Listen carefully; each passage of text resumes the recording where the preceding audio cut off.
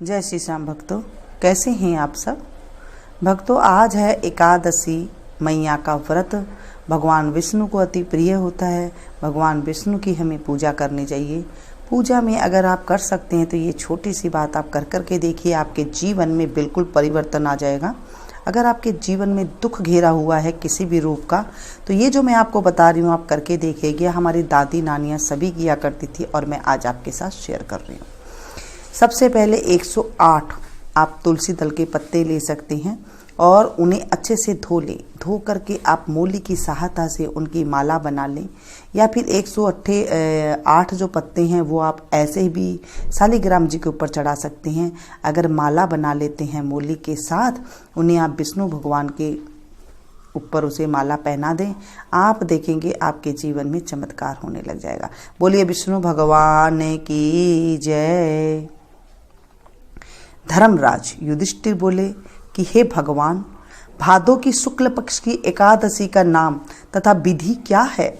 उस एकादशी के व्रत को करने से कौन सा फल मिलता है तथा उसका उपदेश कौन सा है, सो सब कहिए।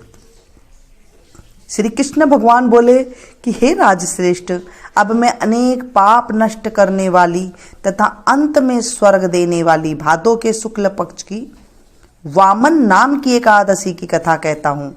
इस एकादशी को जयंती एकादशी भी कहते हैं।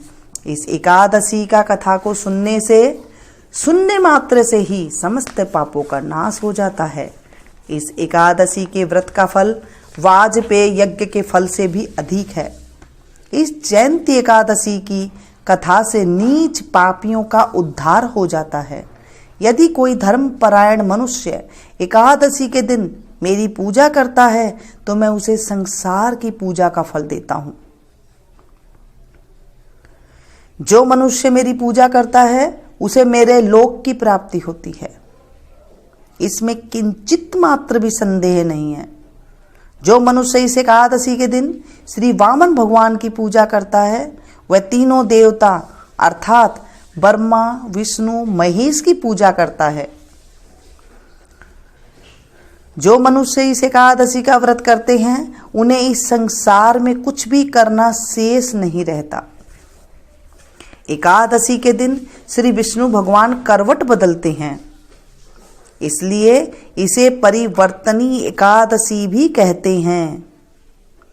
इस पर श्री युधिष्ठिर बोले, हे भगवान, आपके वचनों को सुनकर मुझे महान संदेह हो रहा है कि आप किस प्रकार सोते तथा करवट बदलते हैं।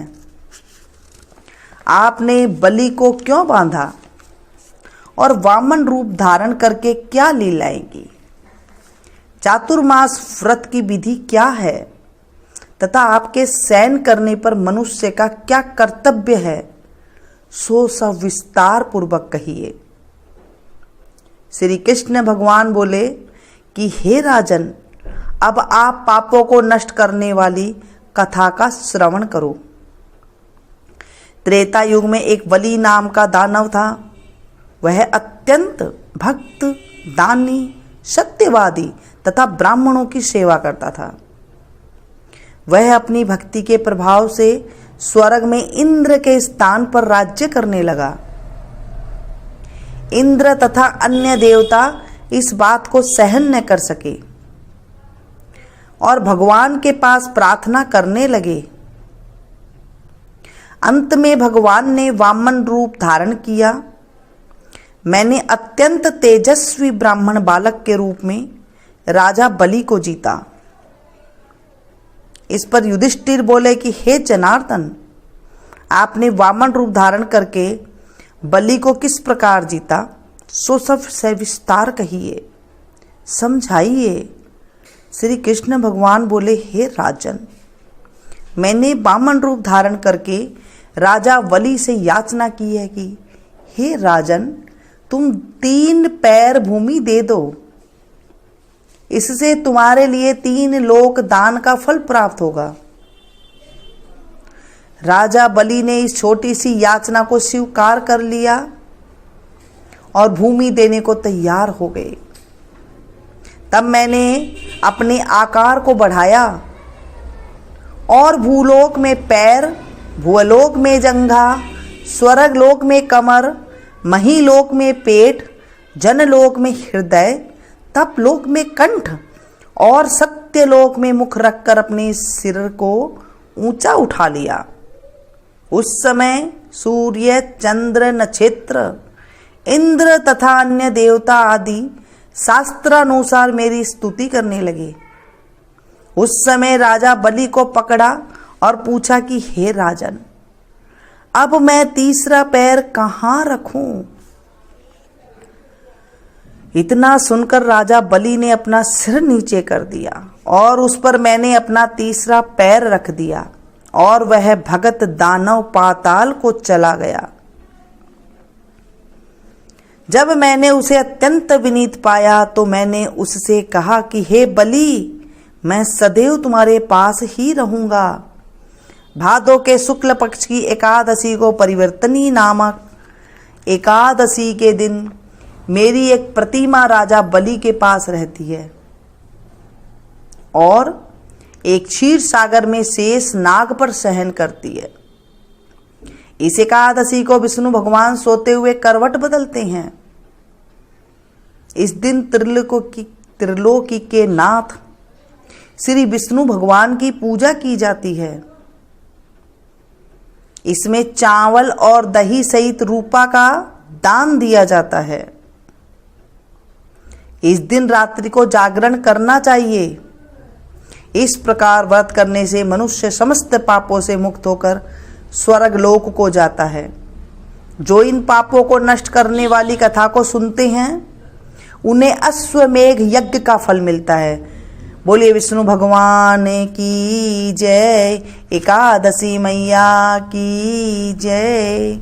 इसके बाद भगवान की आरती अवश्य करनी चाहिए और भगवान विष्णु को श्री कमल नेत्र अति पसंद है, तो उन्हें कमल नेत्र का पाठ अवश्य आज करना चाहिए एकादशी के दिन। श्री कमल नेत्र कटि पीतांबर अधर मुरली गिरधरम, मुकुट कुंडल करल कुटिया सांवरे राधेवरम, कूल यमुना धेनु आगे सकल गोपियों के मन हरम, पीत वस्त्र गरुड़ वाहन चरण सुखनित सागरम, करत केली कलोल निसदिन कुब्जा भवन उजागरम, अचल अमर अडोल निश्चल पुरुषोत्तम अपरापरम, दीनानाथ दयालु गिरधर कंस हिरनाकुशहरम, गल फूल माल विशाल लोचन अधिक सुंदर केशवम, वंशीधर वसुदेव छल्यो बलि छल्यो हरि वामनम, जल डूबते गज राख लीनो लंका छेदो रावणम,